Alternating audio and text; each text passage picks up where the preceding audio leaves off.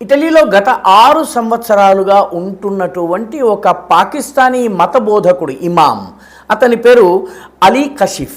ఈ అలీ కషీఫ్ ఒక టీవీ డిబేట్లో పాల్గొంటూ టీవీ డిబేట్లో 40-50 ఏళ్ల వయసు ఉన్నటువంటి వాడు 5-6 ఏళ్ల అమ్మాయిని పెళ్లి చేసుకోవడము ఓకే, మాకు ఎటువంటి ఇబ్బంది లేదు, నేను కూడా అలా చేసుకోవడానికి సిద్ధమని చెప్పి నా మతం దీనికి అనుమతినిస్తుందని వ్యాఖ్యలు చేశారు.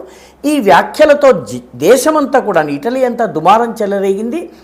దీనిని వ్యక్తిగతంగా తీసుకున్నటువంటి జార్జియా మెలోనీ, ఇటలీ ప్రధానమంత్రి, తక్షణమే ఈ అలీ కషీఫ్ అనేటటువంటి మతబోధకుణ్ణి ఇటలీ నుంచి సొంత దేశమైన పాకిస్తాన్కి పంపించేయాలని చెప్పి ఆదేశాలు జారీ చేశారు. పూర్తి దర్యాప్తు అయిన తరువాత ఆయన అలాంటి మాటలన్నది నిజమేనని రూఢి చేసుకున్న తరువాత అలీ కషీఫ్ని విమానం ఎక్కించి పాకిస్తాన్కి పంపించేశారు ఇటాలియన్ అధికారులు.